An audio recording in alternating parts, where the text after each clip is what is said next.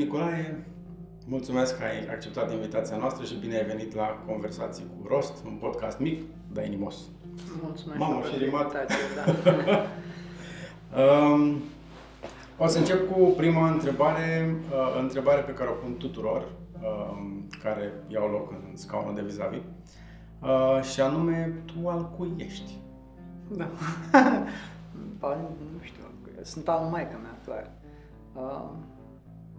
Da, al maică-mea încă am descoperit cu stupoare că m-am dus pe la, nu mai țin minte, 20 ceva de ani. Stai că țin minte, 22-23 de ani. Am vrut eu să plec în Germania și mi-a trebuit o apostilă. Și m-am dus să-mi iau un certificat de naștere și am descoperit cu stupoare că numele pe certificatul ăla de naștere nu era numele lui taică-miu, ci alt nume. Așa că, bine, taică-miu era un alcoolic, rasist și așa mai departe. Iar maică-mea e o țigancă super faină, o minune de femeie. Așa că sunt al maică-mea. Legat de mama, am văzut că ai spus în mai multe discuții, mai multe interviuri, că e omul care nu te-a lăsat niciodată să-ți găsești scuze. Cum se petrecea treaba asta? Ajungeai acasă, spuneai, nu pot să fac aia, nu pot să fac aia la altă, și răspunsul era... Nu, era mult mai dur. Nu. Deci, m-am plâns de câteva ori. M-am plâns odată, m-am dus, ne duceau ăștia în tabără, la o zicuță. Era o tabără de asta oribilă, în timpul lui Ceașcă, în timpul verii, duceau la cules de cartofi. Aveam un idiot, un profesor de electronică, Cicerone, un rasist de la era de o nesimțire cumplită și m-a chinuit la rău în tabăra. M-am întors acasă cu gură, cu falcă în cer și una în pământ. M-am plâns, maică, uite, nu știu ce. Asta mi-a zis clar, bă, eu nu vreau să avem discuția asta. O să te strădui mai tare, o să ți se mai întâmple chestii de felul ăsta. Practic mucle și mergi înainte. Deci la mama nu era cu... Deci de nimic. Nu puteam să mă plâng de nimic, că mi-o luam rapid. Iar deci când eram puști, deci copil, mi-o și luam dacă mă plângeam, ziceam, ai chef de plâns, stai că îți dau eu să ai motive. Serios, deci cam așa era. Cum te-a ajutat chestia asta? Sau foarte tare, da, foarte mult, da. Deci, bine, mama, pe de-o parte, ești foarte iubitoare, deci era evident că eu sunt lumea ei și... dar a fost tot timpul chestia asta.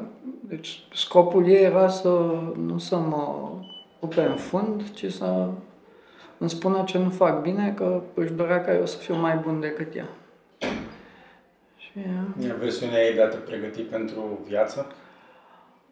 Da, dar o versiune foarte pragmatică. Deci la maică-mea, câteodată nici măcar nu greșeam, dar și imaginea că greșesc.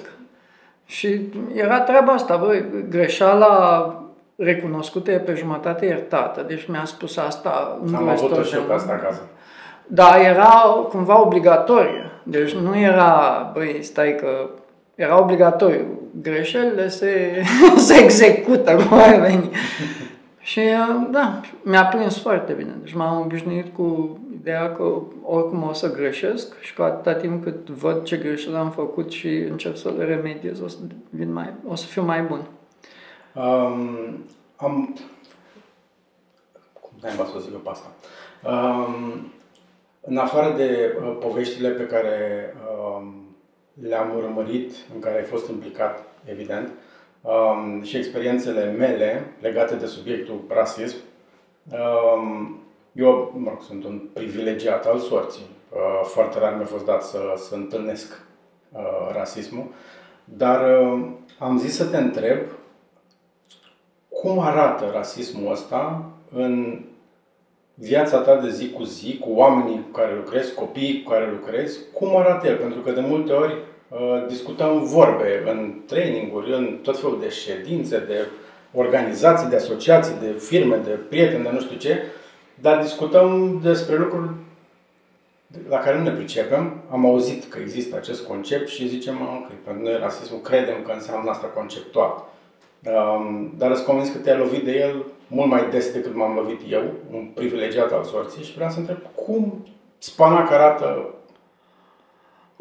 Știu că asta o să spune prost, dar eu chiar mă simt privilegiat că trebuie să trec prin toate chestiile astea. Că tot așa, cred că pe Jordan l-am auzit prima oară, pe Michael Jordan zicea că orice chestie negativă trebuie întoarsă în pozitiv. Și faptul că m-am lovit de rasism, cred că m-a făcut un om mai bun, deloc mai rău. Și acum eu cred că sunt mai privilegiat ca tine, ca să fim. Adică eu sunt cumva prietenul la țigan pe care vrea toată lumea să-l aibă, știi? Deci sunt într-o situație de exemplu sau de poveste? Da. Sunt într-o situație foarte stranie. Bine, am mai povestit asta. Deci, beam o cafea la Paul. Și vine un tip, se uită așa la mine, știi, destul de ciudat. Eu eram cu una din colegele mele acolo, zic astea, bă, ce se uită ăsta, mă, frate, la mine, așa, e cam straniu, așa, că dau eu vreun vibe, e vreo chestie pe care... Așa, pleacă omul și vine înapoi, se așează așa lângă mine, un pic în genunchi, așa, și mi întinde o foală de bani, așa. Și eu stau, băi, stai, frățică, nu, am făcut ceva și nu știu ce, băi, stai. Exact, da, ce dracu se întâmplă. Și nu, omul vrea să-mi dea bani și a zis, bă, uite, vreau să dau banii ăștia să-i folosesc, să cumpere ceva la copii. Și am stat și m-am gândit, bă, deci un român vine aici, dă o grămadă de bani, nu mai știu cât, vreo 1500 de lei, deci mulți bani, îmi dă 1500 de lei unui țigan și zice, băi, eu am încredere că tu nu o să iei banii ăștia și o să-ți cumperi cafele sau nu știu ce, ci te duci și folosești. Da, a fost așa un super shock. El ți-a dat pentru că te-a recunoscut? Da, că știa cine sunt, da. Okay. Și m-a blocat așa și mi s-a mai întâmplat după aia, de să mă oprească lume pe stradă să-mi zică, bă, ia banii ăștia și de fiecare dată e reacția asta, bă, stați un pic, stați și simt nevoia să mă justific, bă, stai o țără, nu, că uite, mai bine, uite, așa ar trebui făcut. Oamenii zic, bă, nu, n-am timp să fac treaba asta, ia și știu, am încredere că, da, știu. Și așa o senzație atât de faină și faptul că sunt înconjurat de oameni atât de faini care deci oamenii ăștia mă obligă pe mine să fiu mai bun. Ca fiecare dintre noi am tendințe de mârlan, deci de câteodată mă chinuie așa mârlanul din mine. Aș vrea să tai niște colțuri, știi, să fac lucrurile un pic mai ușor. Dar având de mulți oameni pe care eu îi admir în jur,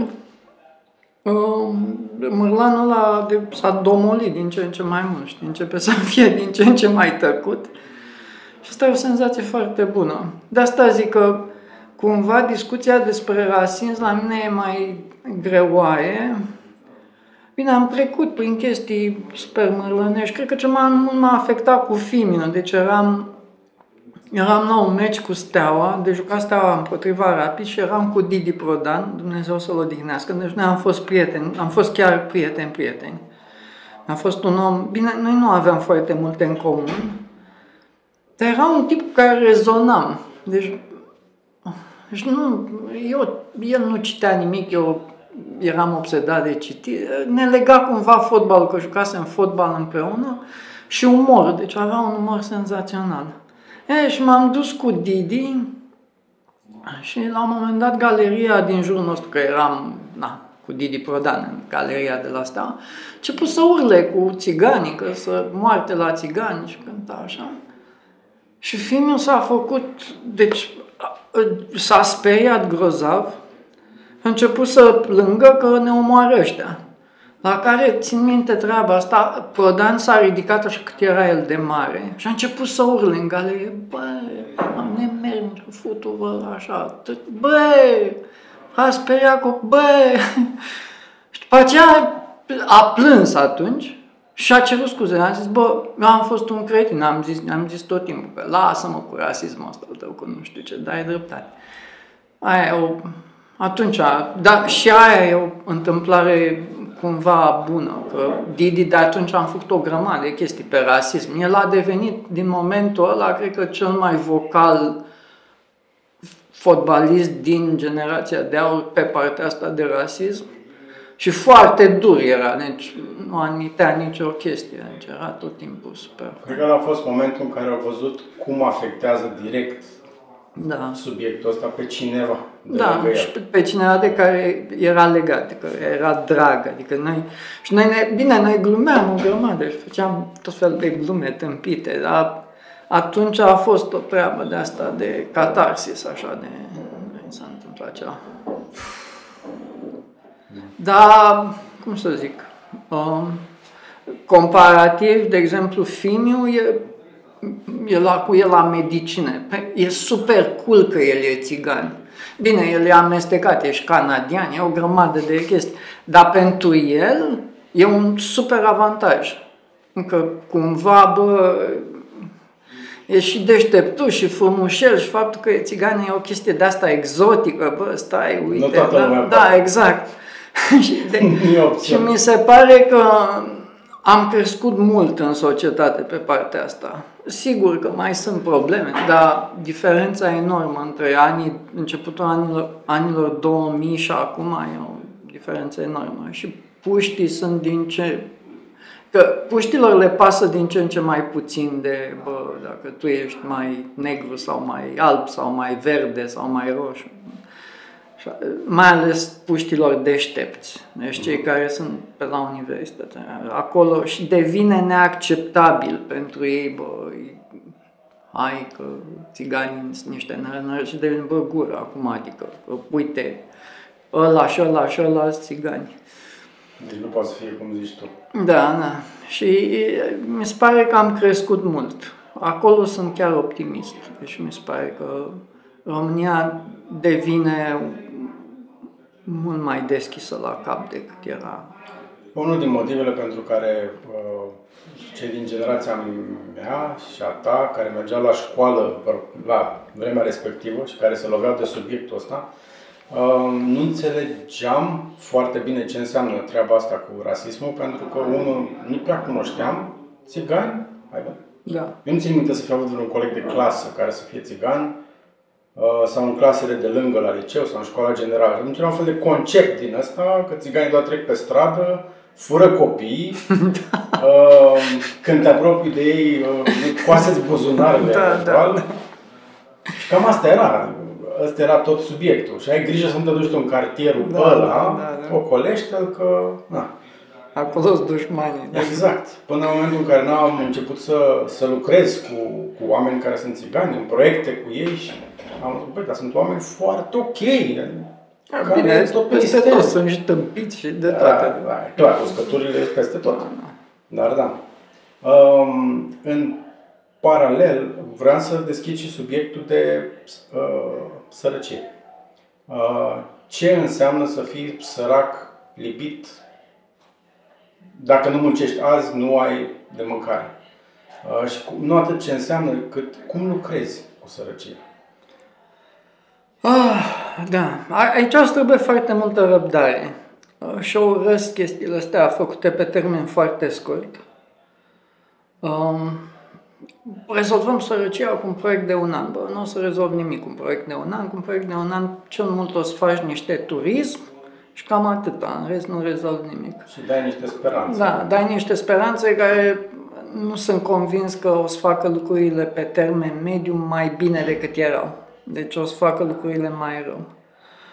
Și sunt o grămadă de oameni chiar bine intenționați care fac niște gafe incredibile încercând să ajute.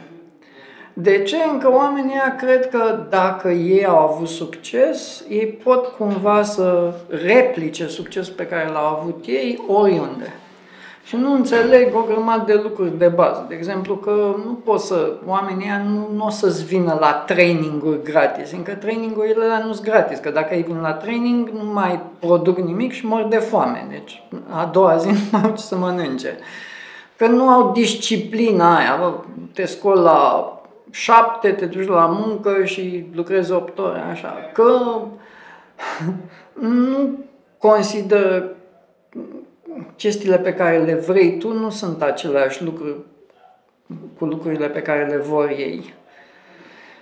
Și se repet în a face lucruri bine intenționate care sunt pe termen mediu catastrofale. Și aroganța asta că, băi, eu știu mai bine, că sunt mai bogat sau mai educat, asta ne rupe. Deci eu cred că din cauza asta rezultatele proiectelor europene sunt atât de catastrofale. Deci noi risipim îngrozitor de mulți bani. Și mi se întâmplă acum e sfârșitul anului și se întâmplă la fel ca de fiecare dată, o grămadă de organizații care vin la noi și ne cer, avem nevoie de beneficiari. Și noi întrebăm, cum adică aveți nevoie? Păi dacă am scris un proiect. Acum vorbesc serios. De ce au bugete de cheltuieli. Au 200, deci au zis că o să antreneze 240 de oameni, o să-i pună la șansa a doua. Și m-a apucat durerea de cap când deci vă dați seama ce înseamnă 240 de oameni, deci tu ai în medie, într-o clasă de șansa a doua, media este de 11 oameni. Deci tu ar trebui să ai un minim de 23 de clase de felul ăsta în tot Bucureștiul. În tot Bucureștiul anul trecut au fost sub 170 și voi ziceți că voi să aduceți 240, de unde o să ia? Și cum? Eu au scris proiectul cu consultanți de proiecte, au îndeplinit toate alea, funcționarii au îndeplinit toate așa, au făcut tic, tic, tic. Hai să-i găsim. Și bineînțeles că nu o să-i găsească, dar fi sigur că raportarea o să fie perfectă. Nu numai că i-am găsit, dar au fost niște minuni. Deci au fost la cursă. Și deci am creat așa o lume paralelă, un metavers de ăsta, da? Vorbesc serios, deci am creat o bulă în care toată lumea minte și minte într-un mod nesimțit, fiindcă sunt bani și trebuie cumva să cheltuim banii. Și, nu-ți dă ajutor proiectele astea. Nu, din cauza asta, că un proiect ar trebui să plece de la ideea, hai să ne uităm cum greșim. Nu să plece de la ideea, eu citesc în stele și o să am succes. Nu, ca să ai succes, întâi trebuie să greșești de o grămadă de ori. Nu poți să faci lucruri fără să greșești. Mai ales când lucrezi cu oameni care nu sunt deloc disciplinați. Deci sunt multe lucruri. Cum a început povestea ta în Ferentari? Catastrofal a început. Am crezut că o să reușim să ajutăm copiii făcând meditații. Și ne-am luat-o cumplit. De unde copiii n-aveam niciun chef de meditație. Nu interesa pe niciunul. Eram noi niște tâmpiți. Și din accident în accident am descoperit că că le place fotbalul tare mult. Și m-am dus și am început să mă antrenez cu ei în parcul tineretului. Și am început să încalț cu încălțările lui Fimiu, cu tricouri. M-am rugat de ea de la UEFA, trimiteți-mi și mie niște tricouri. Și mi-au trimis și am îmbrăcat pe copii în tricouri cu respect și UEFA și am zis, facem echipa UEFA. Și după aia lucrurile au început încet să meargă. Dar am făcut multe greșeli până când să descoperim, cum merg lucrurile, cum reușim să ținem copiii, cum... Dacă mi-am imaginat că nu te-ai decis într-o zi, gata, vreau să ajutăm copiii din Ferentari, te-ai dus acolo, ai bătut la ușă și ai zis, bună, dar chiar cam așa am făcut. Și hai să faci. Atât de tâmpit am fost, da. Cam așa. Mi-am luat-o, au mâncat copiii în mine cu gunoi, deci vai de capul meu. Deci am stat vreo 2 săptămâni prin Ferentari ca tâmpitul. Bătând la uși? Da, vorbim cu toată lumea pe acolo, trebuie să ducem copiii la școală. Am fost total sonat. Nu știu dacă aș mai face chestia asta încă o dată. Dar, până la urmă, a funcționat. Și acum, eu acum mă simt în Ferentari ca acasă, așa. Deci, dacă mă duc acolo, sigur, cineva o să-mi dea ceva să mănânc, bine, o să-mi ofere o siringă, ce am eu nevoie, o să mi se dea. Da. Povestea asta a început când? Prima oară m-am dus în 2007. Da. Când am început să... Deci, m-am apucat la un moment dat, am zis, ok, pe lângă ce fac, vreau să fac o chestie voluntară și m-am dus la adăpostul de zi și asta am început prin 2009 și luam copiii de la adăpostul de zi și duceam acasă la mine și copiii ziceau că vin la Casa Bună. Deci că așa li se părea. Inception. Da, așa a început toată treaba. Nu? Casa Bună, acolo a început. Și asta, și ne petreceam. Bine, atunci am zis că am vorbit acasă și am zis, bă, uite, ca să putem să facem, trebuie să facem măcar 5 ani și ne asumăm 5 ani să nu avem vacanțe, să weekendurile să facem copii, nu știu ce. Am decis, ok, hai, facem. Și au trecut 12 ani. Te-am auzit menționând 2 copii în poveștile pe care le-ai spus, Gigel și Robinet. Da. Și vreau să te întreb cum arată povestea acestor copii după atâția ani de când ai început să lucrezi cu ei? Gigel e bine, trebuie să vină astă seară la meditație, la 8. Nu la 6, la 18. Gigel chiar e bine. Deci Gigel care...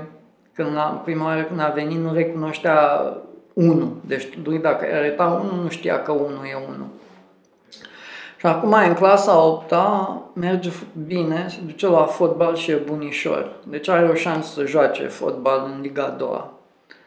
Poate și în Liga 1 dacă adică copiii ăștia nu cresc normal, sunt mai slăbuți. Și câștigă în greutate și în înălțime mult prea târziu, adică undeva pe la 16 ani. Bine, la taică-sui a murit, ei sunt acum, da, e o poveste dură acolo. Dar Gigel se ține de școală și e tot timpul optimist, e un tip fain. Cu Robinet am pierdut contactul, ultima oară m-am întâlnit cu el, cred că acum 2 ani. Era bine, își deschisese o mică afacere, își cumpărase un Merțan, care era un râs de mașină, deci o porcărie de mașină, o coară, e normal. Și era mândru că avea Mercedes. Da, și bine, m-am luat atunci în brațe, deci a fost o chestie de asta, a fost super bucuros când ne-am văzut. Dar atunci nu l-am mai văzut. Dar oricum, deci e un copil care e, adică nu mai e copil, are Robinet, care câți ani are 24, cred, 25 de ani. Și pentru mine atunci când m-am gândit, prima oară când am început, că pe Robinet l-am prins târziu, era deja cred că în clasa 6-a. Șansele cu cei care prins târziu erau mici. M-am gândit, măcar să nu intre în pușcărie. Că rata de incidență a pușcăriei în ghetou e Și n-a intrat în pușcărie, nu. Și bine, și mă bucur de treaba asta. Țin minte, ca și cum era ieri, că am văzut mail-ul tău după ce v-a dat afară de la școala 136. Știu că l-am citit și am zis, dacă și pe Valeriu l-au pus jos, ce dracu facem noi ăștia alții? Că în toate locurile în care te-am văzut sau am auzit despre tine sau filmat, am văzut un om tot timpul optimist, pus pe treabă, pe care nu-l dai jos prea ușor. Și ai zis, mamă, dacă și omul ăsta o zis gata, până aici, am nevoie de o pauză, am zis, dar lucrurile s-au schimbat. Bine, aia a fost o zi foarte proastă. Îmi imaginez că a fost foarte proastă dacă te-ai apucat să scrii mail-ul ăla. Da, și a fost un mail de la un mesaj. Mi s-a părut așa un pic, acum dacă mă gândesc, e plângăcios, știi? Bine că nu l-a văzut maica mea. Dar răspunsul a fost senzațional. Deci am avut peste 1000 de oameni care mi-au scris în noaptea aia. Deci în noaptea aia, deci în 8 ore cât au trecut de când am trimis și până când mi-am citit mesajele, Au fost peste 1000 de oameni care mi-au scris și mi-a prins bine și ăla în cur. De fapt, n-aș făcut ce am făcut. Adică e mult mai bine că s-a întâmplat ce s-a întâmplat acolo. Și de dimineață mi-am reamintit, transform negativ în pozitiv și hai să vedem cum facem lucrurile astea. S-a întâmplat o chestie care, dacă o povestezi, lumea zice, e bani, nu știu ce. Deci, lângă casa mea, era o casă pe care eu am vrut inițial să o cumpăr. Dar omul ăla mi-a cerut o grămadă de bani, mi-a cerut 260.000 inițial. După aceea scăzuse pe la 240.000, erau foarte mulți bani. Și atunci am luat casa imediat, casa aia avea mult mai mult teren, era așa. Și am luat casa dinaintea casei ălea. Și l-am mai întrebat odată pe undeva prin 2015, deci omul tot încerca să o vândă, nu stătea nimeni acolo și l-am mai întrebat, nu vinzi, nu știu ce. Și în ziua imediat următoare m-a sunat omul, deci nu știa nimic de ce mi se întâmplă. Am crezut că văzuse mesajul. Nu, n-a văzut, nu, că e un israelian, deci n-are nicio treabă. Și m-a sunat și mi-a zis, am nevoie de bani, uite, pot să-ți vând casa, nu știu, când mi-a cerut 175.000. Diferență. Da, mare. Și am zis, bun, pot să-ți dau 164.000, deci aveam o investiție care exact asta era, de 164.000, pe care o lichidam atunci. Și voiam să o bag în altceva. Am zis, bun, pot să-ți dau 164.000, dar îmi zici azi, dacă vrei, încă altfel pun banii din nou în circulație. Și cred că în 2 ore mi-a răspuns și a zis, ok, bun, hai să facem. Și m-am dus, am semnat primul act și am crezut că o să dureze. Deci am crezut că o să dureze vreun an. Casa nu era nimic acolo. Și s-a strâns, deci în fiecare seară era casa aia plină cu oameni pe care nu-i văzusem în viața mea. Cu meșteri care au venit să au făcut-o. Deci, într-o lună am terminat casa. Deci casa în care n-a fost locuită niciodată, timp de aproape 10 ani, făcută beton. Și am instalat și bucătărie profesională și de toate. Deci s-a întâmplat așa, o minune și s-a creat o comunitate. Și comunitatea aia, dacă nu se întâmpla treaba aia, nu aveam nicio șansă. Și acum suntem mulți, deci suntem undeva la 400 de oameni. Am început să lucrăm și prin Argeș, într-o grămadă de locuri. Acum suntem în 9 locuri, în afară de Jilava și Ferentari, 9 alte sate. Și cred că o să ne mai extindem cel puțin în 5 locuri până undeva prin... Cel mai probabil până prin mai anul viitor. Și că am reușit să facem treaba asta fără niciun ban public, fără, mi se pare așa o chestie super tare. Da, sună, e greu să... Da, e greu să te creadă lumea câteodată. Dar e fain, știi, când vine lumea și vorbește cu voluntari și atunci e cel mai fain, că îți dă senzația asta bună. Aș zăbovi un pic pe comunitate.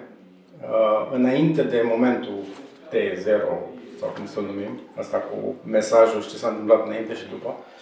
Înainte, când făceați meditații la școala 136, câți erați? Ne strângeam undeva la 50 de voluntari. Și lucram cu undeva pe la 100 și ceva de copii. Deci începusem în august 2019. Da, în august 2019 aveam tot etajul de sus, deci erau 5 clase pe care le umpleam, copii și voluntari. Aveam în fiecare sâmbătă și în fiecare duminică aveam o masă caldă. Nu mai aveam acces la sala de sport, că o nenorociseră ăștia, sala de sport. Dar se lucra foarte bine și intrasem într-un ritm foarte confortabil. Deci era o chestie confortabilă, weekendurile știam exact ce fac. Și instalase o rutină foarte utilă, dar eu devenisem leneș. Deci adică nu mai aveam chef să fac altceva, adică nu mă gândeam, stai că o să instalez sute de computere prin satelit din Argeș. Crezi eu treaba asta. Da, E bine, era bine, mă simțeam super bine că reușeam să fac treaba aia, dar n-aveam nu aveam drive-ul, băi, hai să putem să facem mai mult, hai să vedem cum facem mai mult, hai să vorbim cu ăia, hai să facem un sistem mai bun, mai rapid. Deci totul era mulțumit și leneș. Și de asta cred că mi-a prins foarte bine că m-a dat nesimțitul la afară. Soarta a avut alte planuri. Da, exact. Ok. Și după aia ați ajuns la 400 de oameni foarte rapid. Da, comparativ foarte rapid. Deci 2 ani. 2 ani de zile, deci ne-am mutat de la 50 la 400. Da. Cum se întâmplă comunitatea asta? Nu știu cum să pun întrebarea ca să nu sune Chiar idiot. nu știu. Ce o coagulează m-am prins, că astea sunt niște nevoi foarte clare de bază care vin adresate. Da. Că e vorba de educație, că e vorba de nutriție, că e vorba de vocație. Am zis că astea sunt cele 3 bucăți pe care mergeți la Casa Bună. Da, control medical, facem o mulțime. Da. Cum funcționează treaba asta de comunitate? Adică ce m-a frământat pe mine continuu a fost cum găsești motivație pentru fiecare dintre voluntari. Și atunci, bine, noi eram foarte afurisiți. Deci noi nu acceptam donații.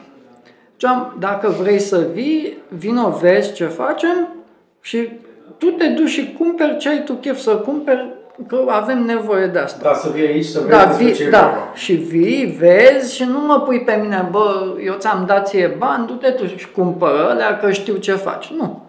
Vii, faci așa.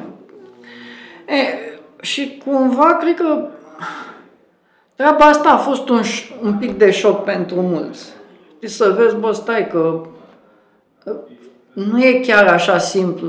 Facerea asta de bine nu e o treabă simplă. Că, uite, eu m-am gândit că ar fi bine să facem asta, dar uite că nu merge să fac asta. Sau, da, eu m-am gândit că le iau Adidas de felul ăla, dar, uite, dacă le iau de felul ăla, o să îi fure taxul și îi vinde pe droguri.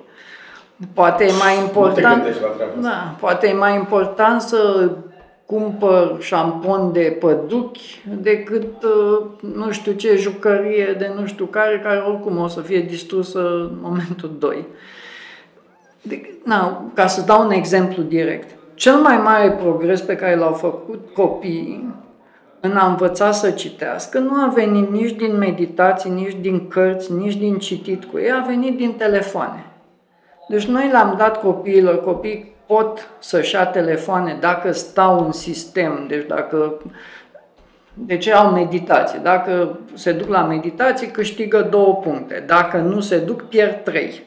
Și atunci ai un stimulant să stea la meditație. După 100 de puncte, tu dacă ai 100 de puncte, noi putem, că am vorbit cu o mulțime de oameni și oamenii au zis, bun, noi donăm telefoane și tu poți să-ți cumperi cu punctele la telefon. Copiii care și-au cumpărat telefon, automat, fiindcă au început să trimită mesaje, automat au învățat să citească, să scrie, mult mai mult decât înainte. Și asta a fost o treabă peste care noi am dat accidental peste ea. N-am fost niciunul geniu să zică, băi, hai să folosim telefoane, că în felul...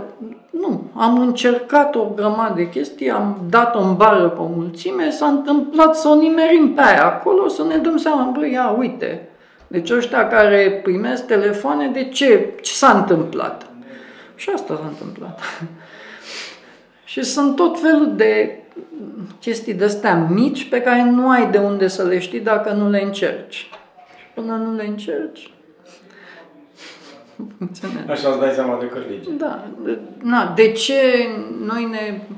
De ce nu-și lasă anumite mame copiii la școală? Că nu le pasă, nu de-aia. Nu-i lasă la școală, încă copiii au păduchi. Dacă au păduchi, vine controlul și controlează ce se întâmplă în casele lor și de obicei, fiindcă stau în condiții oribile, Statul trebuie să ia copii. Dacă le iau copiii, pune în adăpostul de zi, dacă nu se întâmplă nimic în adăpostul de zi, mută la Cireșari. La Cireșari, incidența care cred ei este practic 100% de viol. Și atunci, chestia asta e... De asta nu știu, sunt multe lucruri. De ce nu raportează violența domestică? Că dacă o raportează, tot ele plătesc, încă nu au unde se mute, nu există. Tu trebuie să stai tot cu animalul ăla care o să fie de 10 ori mai furios că tu ai chemat poliția. Lucruri de felul ăsta n-ai de unde să le știi dacă nu ești acolo. Da, nu te lovești de ele. Da, ți se pare. Există un, nu foarte corporatist, dar asta e întrebarea, un responsabil de comunitate care se uită la ce se întâmplă, pe ce butoane trebuie apăsat, când strigăm că avem nevoie de ajutor, cum coordonăm toată munca noastră, există așa ceva la voi? Acum, da. De vreun an și jumătate am început, clar a devenit o nevoie. Fiind foarte mulți, a trebuit să ne organizăm pe echipe. Și începem să... Și acum experimentăm cu tot felul de chestii de management. Hai să vedem cum ne împărțim cel mai bine. 1 la 6, 1 la 8, 1 la 12. Și încercăm diverse metode să vedem cum funcționează cel mai bine, încât oamenii nu numai să stea în comunitate, ci să simtă că contribuie la ceea ce face comunitatea și că vor să aducă alți oameni în comunitate. Și de asta am început să ne împărțim pe echipe de IT, echipe de hamal, deci ai tot felul de echipe. Funcționează fain așa. Dar, da, din păcate, până la un moment dat am mers strict voluntar, acum nu mai putem să facem treaba asta voluntar și începem să mergem pe, da, un pic corporatist. Hai să vedem. Are și plusuri și minusuri. Da, da, clar. Dar nu mai ai cum să o facem, că deja suntem o instituție. Deci noi suntem practic o întreprindere mijlocie. Și trebuie să... Cum să faci? Da, păi, uite, noi acum ne ducem sâmbătă și duminică, distribuim, deci încălțăm și îmbrăcăm 248 de copii. De să cumperi chestii te duci la orice magazin în București, nu o să găsești niciun magazin care să poată să-ți dea 248 de chestii la fel, pentru... nu poți. Și atunci trebuie să te organizezi. Băi, cum ne organizăm? Ce mărime au copiii? Exact, exact, cântăriți, văzuți, deci toate. Deci devine o întreagă... Nu e așa ușor pe cât pare. Nu, e super complicat și îți mănâncă o grămadă. Deci noi avem deci bine peste 300, cred că peste 350 de computere.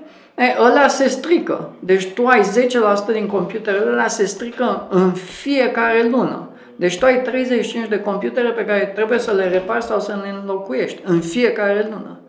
Ai incidente, deci în fiecare zi avem între 4 și 5 incidente de IT în fiecare zi. Și tu trebuie să ai un om care se ocupe. Și atunci îți trebuie echipă de IT și pe grupul de IT sunt o întreagă gașcă de IT și trebuie instalat software, că n-ai cum, deci trebuie remote.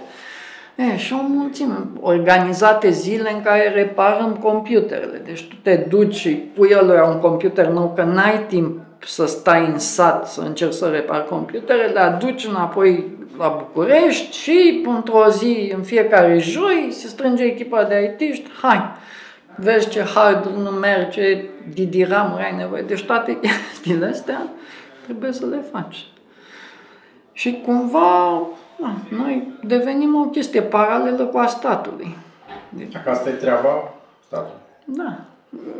Noi am spus, eu am sunat-o pe Anisie, când deci ea era ministră, și am spus, băi, deci n-are cum să funcționeze chestia asta cu tablete. Tabletele spar foarte ușor, n-ai cum să instalezi software. Cine face? Deci aveți echipă de IT care să vă repare tabletele? Cum o să faceți treaba asta? Nu e interesat sau? Nu. Deci, au crezut că pot să o facă. Când era evident că n-ai cum să faci treaba asta. Deci nu erau pregătiți. Da, eu nici nu pot imagina cum să dai drumul la un proiect de anvergură asta, că e vorba de sute de mii de tablete, din câte țin minte că au cumpărat, fără să te gândești că alea se strică, cineva trebuie să le conecteze la net, ai un son, adică lucruri nu trebuie să fie, nu e rocket science, trebuie să te gândești doar ele cu bun simț. Da. Dar trebuie să te preocupe subiectul. Nu, sau măcar să ai oameni cu experiență pe treaba asta. Iar acolo... Sau du-te și întreabă pe aia care fac chestia asta. La un nivel mai mic, că nu sunt nimic. Stat. Deci noi ne-am dus, țin minte, făceam de vreo 2 luni. Deci era aprilie, sfârșitul lui aprilie. Și am zis, bă, n-are cum să funcționeze sistemul ăsta online. Deci urmăream copii, băi, sunteți nebuni, profesorii sunt pulbere, deci nu se pricepe niciunul să facă lecții online, nu înțeleg despre ce e vorba, copiii n-au camere, nu funcționează, o mulțime de chestii. Nu a interesat pe nimeni. Las că... Găsim-ne soluție. Voi de ce aveți nevoie mai mult? De oameni, de resurse, de ce? Clar de oameni. Deci, cu resursele ne descurcăm. Deci acolo nu avem probleme, dar de oameni avem tot timpul. Păi dacă se opresc oamenii pe stradă să dea bani, clar că resurse vin încet. Bun, nu prea stau eu pe stradă, da. Nu, dar nu e treaba, încă noi suntem extrem de eficienți la a cheltui bani. Deci eu tot timpul, eu donez 20% din tot ce fac eu, se duce direct la Casa Bună și normal că mă simt ăsta că sunt banii mei, nu-i cheltuim așa, că nu luăm, dacă eu pot să fac rost de computere de la Banca Transilvania, nu o să cumpăr niciodată computere, mă duc la Banca Transilvania, dacă îmi dă Enterprise, că mi-au dat o mașină, nu o să mă apuc eu să-mi cumpăr mașină. Dacă mă milogesc, avem nevoie de mașini de teren, dacă îmi dă unul cu împrumut 2 luni o mașină, nu o să mă apuc eu să-mi iau mașină de teren. Mă milogesc la toate alea. Ne-am luat o dubiță, un Mercedes, deci m-am țigănit cu șeful de la Mercedes, haide, ca îngrozitor, săracul mi-a zis, bine mă, gata, hai. Mi-a dat-o la jumătate de preț, deci au trecut-o săracii printr-un fel de leasing ca să, până la urmă, îți poate să-mi o dea.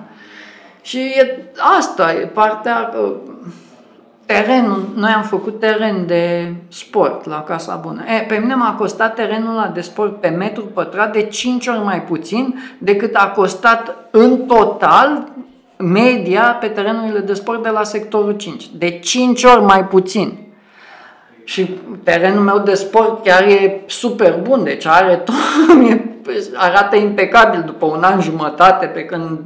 Treabă bună, bine făcută. Da. Și așa, nu am niciun fel de probleme să mă milogesc de oricine, am nevoie de ajutor și fiți atenți, deci pe mine mă interesează să cheltuiesc banii cât mai eficient. Și dacă se poate să nu cheltuim banii, e și mai bine, încă asta e cel mai sănătos. Acum trebuie să ne asigurăm și salarii. Deci avem 7 salarii și asta e. Dar avem oameni, deci au venit săraci oameni, toată lumea care lucrează acum la Casa Bună, ei făceau minim dublu în privat, dar sunt oameni care au zis, mi-am făcut, adică mă simt mult mai bine să fac treaba asta decât să...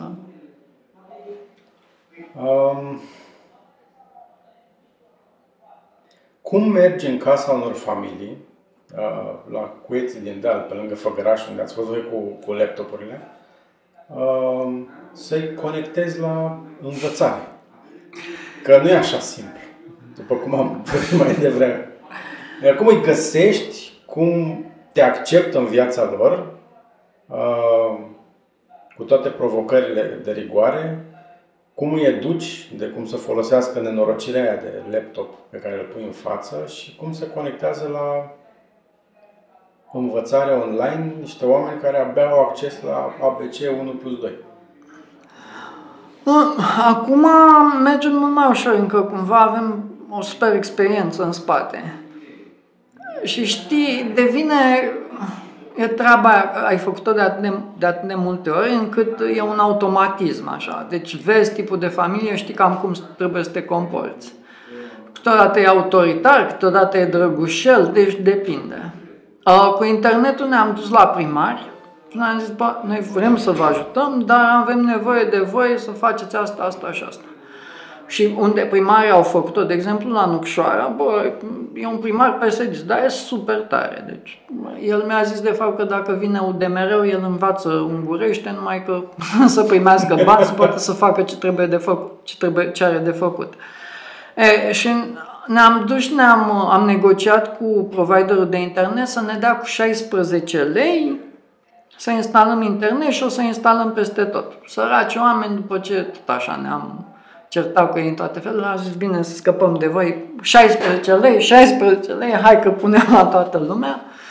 Și am zis, băi, pentru 2 ani 16 lei, ca să putem așa, deci nu ne creșteți prețul, nu așa, da, mă, nu, hai, faceți cum. Săracii ne-au dat și în plus față de...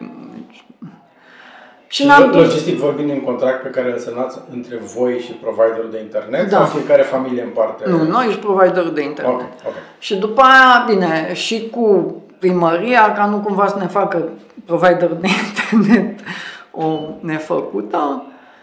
Și ei trag internetul și de acolo ne descurcăm noi.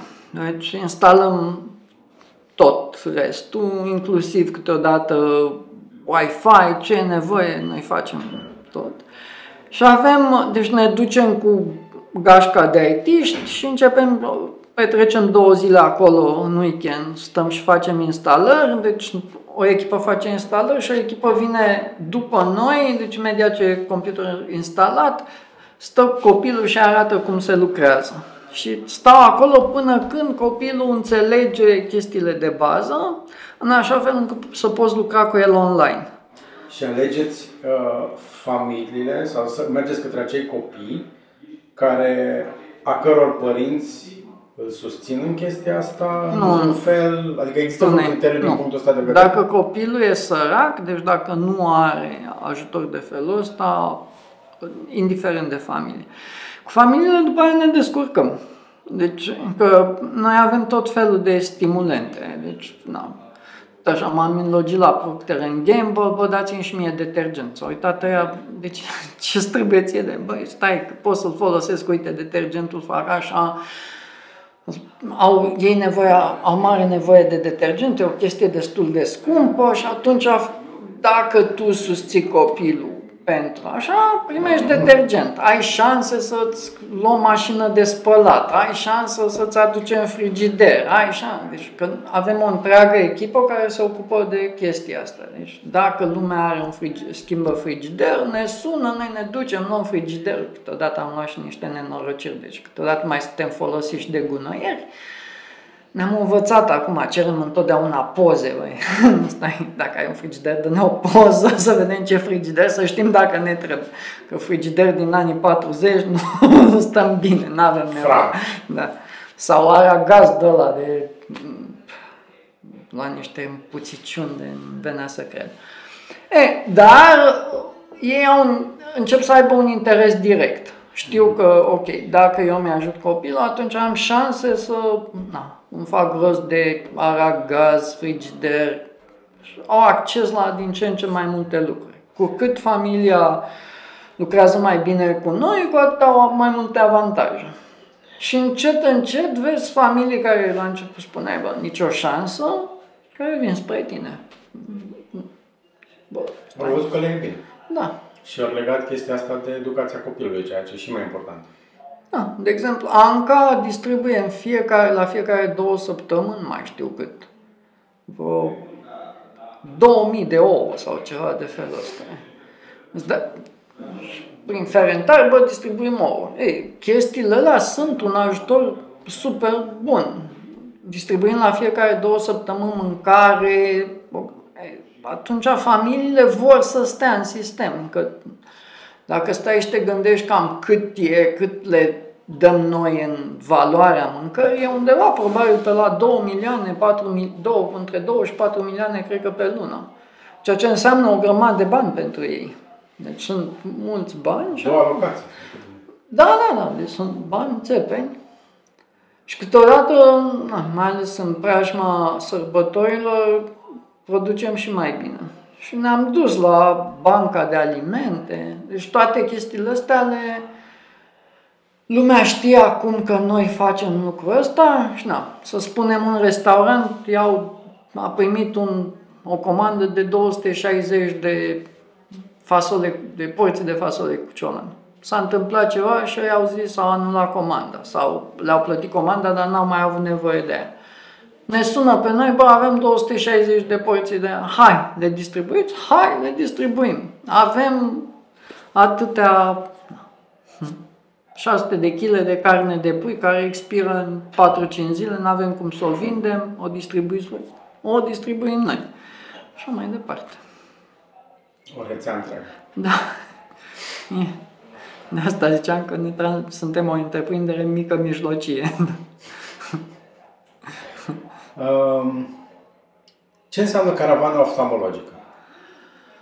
Asta e altă chestie care ne-a rupt în două. Bine, noi știam că majoritatea copiilor săraci nu au acces la control oftalmologic, dar nu m-am așteptat ca problema să fie atât de mare. Deci noi văzusem problema în Ferentar, unde e 1 la 8 copii, așa.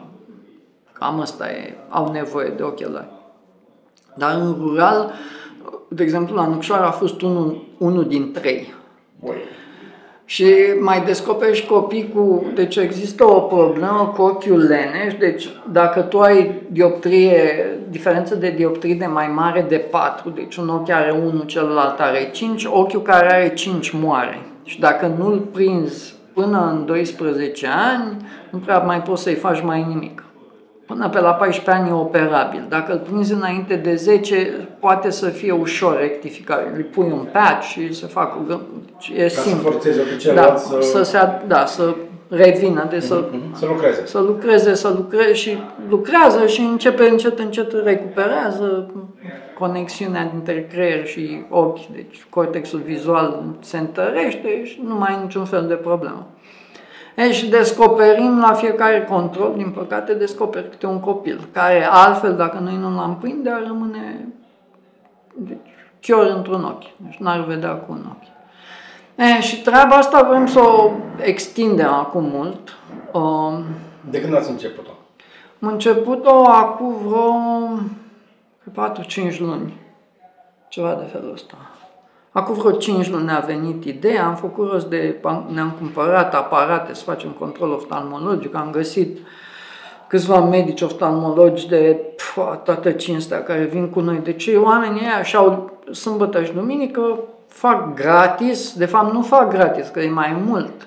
Ei aduc și picăturile alea de atropină și fac control la copiii săraci. Și după aceea am făcut rost de rame de ochelari, am făcut rost de lentile și practic producem. Costul nostru e foarte jos, deci producem undeva la mai puțin de 20 de lei ochelari, care altfel sunt 450 cu tot cu control. Și bineînțeles că le dăm pe de gratis. Și încercăm să reducem cât mai mult costurile, în așa fel încât să putem să facem cât mai mulți ochelari. Și noi vrem să facem undeva pe la, cred că cam asta e nevoie, undeva pe la 1000 de perechi de ochelari pe an. Există o rezistență din partea familiilor sau a copiilor pe subiectul ăsta? Există pe purtatul ochelarilor, că copiii cred că ochelarii nu sunt cool. Sau și atunci fac mișto de ceilalți copii. Și acum m-am rugat de Tudor Chirilă, de Smiley, așa, hai să facem o campanie cu ochelarii sunt cool. Și bineînțeles, oamenii au răspuns foarte fain și avem din ce în ce mai mulți oameni cunoscuți și foarte cunoscuți care fac campania asta, ochelarii sunt cool. Și noi ne ducem cu pozele, uite, cât de și Smiley și Chirilă. Și nu poate fi așa, dar. Da. Și da. Dar e mult de muncă și acum avem în plan să ne ducem în Brașov și în jurul Brașovului în luna decembrie, să facem și acolo control. Da. Sunt multe de făcut. Și deci maximul pe care putem noi să-l facem acum e undeva pe la 30 de controle pe weekend, că durează. Încercăm să ne mai luăm o serie de aparate, să dublăm, deci să putem să facem cam 60. Și la 60 deci în medie asta înseamnă undeva la, hai să zic, cam pe la între 15 și 20 de perechi de ochelari. Dar tu dacă ai putea să faci treaba asta, să o extinzi mult, și dacă o faci în fiecare weekend, ajungem pe la 1000 de ochelari. E un plan să faceți mai multe case bune? Da, sperăm. Deci acum vrem să... Tocmai ca să puteți să ajungeți la mai mulți. O să avem clar o casă bună la Nucșoara, că e o zonă foarte frumoasă, merge și acolo putem să aducem copii în tabere de vară. Și în tabere e super fain. Deci în tabere se schimbă ceva cu copiii. Deci copii care în mod normal nu sunt deloc disciplinați, intră foarte rapid într-o disciplină și chestia aia senzațională e că noi îi obligăm la citit. Deci în fiecare seară trebuie să citească o oră. Spre sfârșitul taberei, deci a 4-a, 5-a zi, nu mai simt că trece ora. Și, deci citesc mult mai și vor să stea să citească. Și prinde poveste. Da, exact. Și atunci e super. Ei ce fac în taberele alea? De toate. Deci încercăm practic să creăm rutine de disciplină. Deci se obișnuiesc cu un program disciplinat, cu mâncare bună, deci cum trebuie să mănânci, cum trebuie să studiezi, cum trebuie să faci o grămadă de lucruri. Dar se lasă de fiecare dată cu plânsete când stai în taberele, da. E alt feeling când ești în tabără cu alții ca tine și faci niște lucruri cu rutină. Da. Da. Și când se întorc acasă, cum continuă chestia asta? Adică noi acum dacă și pentru... Da, ne-am gândit la asta. Noi, de fapt, dacă n-ar fi fost pandemia, am fi avut tabere continue la Casa Bună. Deci l-am fi rotit cum am făcut în vară, deci am avut 11 tabere la Casa Bună. Și așa e gândit. Deci revii în tabere probabil undeva la fiecare 6 săptămâni. Oh, des! Și revenind în tabără la fiecare 6 săptămâni... Să nu-și pierdă obiceiul. Da, nu-ți pierzi rutinele alea bune. Smart. Și așa, deci în direcția aia vrem să, odată ce se termină pandemia, cam așa vrem să mergem. Când am citit despre taberele voastre, fix la să m-am gândit. Ce faci dacă îi aduci doar o singură dată, după care se duc acasă, în altă rutină, în alte probleme și uite, la 6 săptămâni. Da, și funcționează foarte bine pe stimulent. Că tu știi că dacă în alea 5 săptămâni nu te ții de treabă cum vrem noi, s-ar putea să nu mai vin în tabără. Și atunci pentru ei, unde au fost super bine și... Și cam așa e gândit, ăsta e sistemul pentru tabere. Okay. Dar deci copiii cresc foarte mult în perioada aia de 6 zile și 5 nopți, deci e intens. E foarte intens și cresc foarte mult. Taberele astea sunt doar cu ei sau le-ați gândit și integrate? Adică copiii încerc să-mi imaginez, copilul meu, fiul, de exemplu, care nu a văzut în viața lui un copil sărac sau un copil cu probleme, sau l-a văzut pe stradă, nu interacționa niciodată cu el. Le-ați gândit și din punctul ăsta de vedere să fie integrate? Asta, deci pentru Nucșoara așa ne-am gândit. Deci noi ne-am gândit, ok, cum putem noi să susținem costurile la o tabără de felul ăsta? Și am zis, e foarte simplu. Deci un părinte zice, bun, mie îmi place chestia asta, încă, bine, taberele sunt organizate foarte fain, cu studiu al naturii, învață o grămadă de chestii pe natură, zimbri, urși, e super fain. Și deci ce construim noi la Nucșoara e ecologic tot, deci învață o grămadă de chestii despre pădure, așa. Și atunci să deci practic tu plătești pentru un copil, dar se duc 2 copii. Și în felul ăsta, deci și tu simți, am făcut ceva bun, dar avantajul e dublu. Exact. Și bun, oricum costurile noastre, deci cât ne costă pe noi tabăra, e mai puțin decât ai să se ducă copilul tău singur. Că avem o grămadă, deci tot așa, folosim o grămadă de prieteni ca să ne ajute cu o grămadă de lucruri, în așa fel încât costurile să scadă și noi să putem să facem chestiile cât mai bine. Da, așa sperăm. Da. Anul ăsta a fost foarte bun în vară, foarte, foarte bine. M-am tot gândit și am vorbit și cu Diana Certan la Concordia. Cum să fac să-i bag pe băieții mei în astfel de programe, în astfel de tabere, pentru că sunt convins că au doar de câștigat din toate punctele de vedere. Da, da, e foarte. Fiul meu a crescut foarte bine, făcând voluntariat la grâu. El a fost continuu acolo în Ferentar și da, s-a dezvoltat foarte bine. Experiențele prin care au trecut, e imposibil să nu lasă urme. Ne apropiem de final, scap de mine destul de repede. Vreau doar să te mai întreb de acele ateliere vocaționale pe care voi le organizați. Acolo am dat un bar. Am crezut că o să ne iasă mult mai bine decât... Deci partea asta de școală de meserii deocamdată n-a funcționat. Și n-a funcționat încă nu ne-am dat seama că există, deci că avem o mega concurență de la Glovo. Glovo, Taz. Și da, fiind pandemie, se câștigă bine spre foarte bine așa și copiii au preferat să ia bicicleta, să se ducă să facă locul ăsta. Nu era nici chestia asta. Nu era nici chestia asta. Nu e, dar dar nu câștigă nimic ca skill.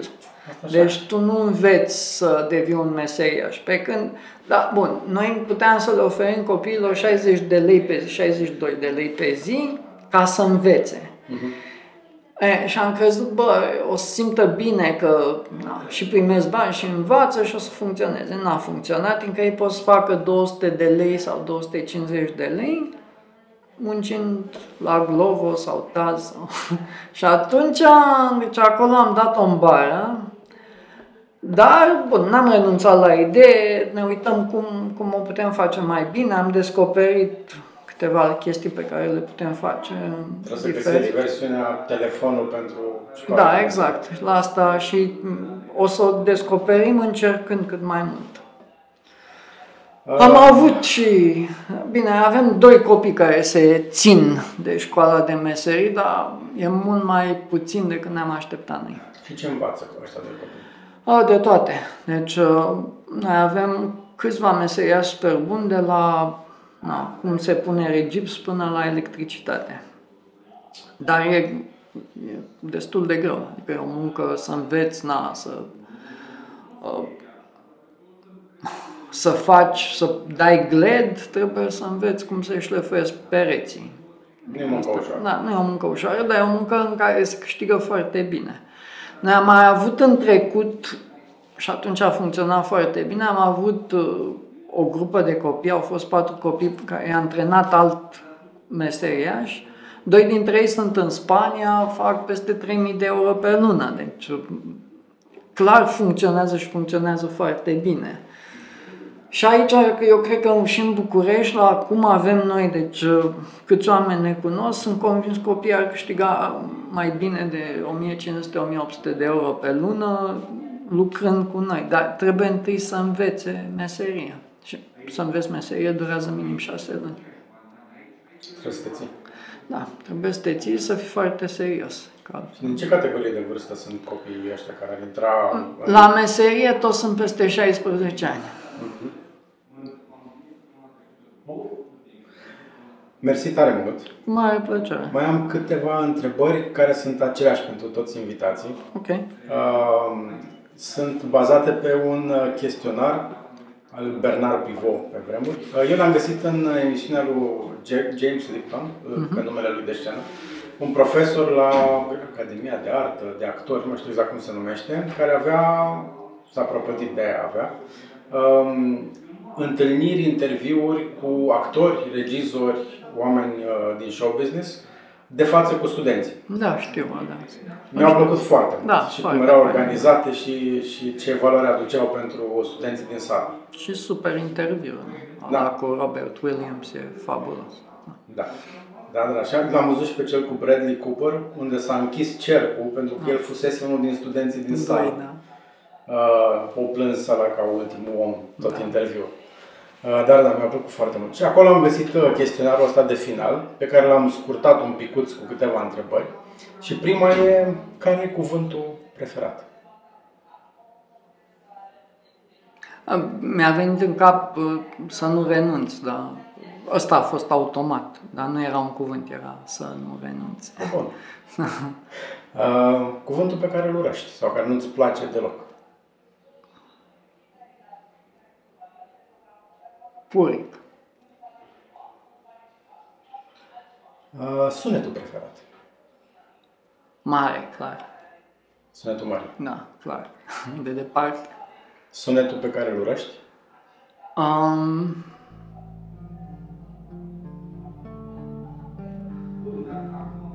Cred că sunt două. Unul e un plâns specific de copil flămând, pe care l-am tot auzit din campurile de refugiați și așa mai departe, și bormașina. Bormașina este sunetul României. Da. 90% din invitații cu bormașina. Înjurătura preferată. Care iese așa din suflet. E una foarte dură în țigănește. Hasmu rocaro. Și ce înseamnă Să mănânci. Ok. Ce profesie, în afară de ce faci acum, ți-ar plăcea să experimentezi? Să scriu scenarii de comedie. Și ultima, dacă raiul există, ce ai vrea să zică Dumnezeu când intri pe poartă? Du-te, morții tăi. Valeriu, mersi tare mult. Cu plăcere.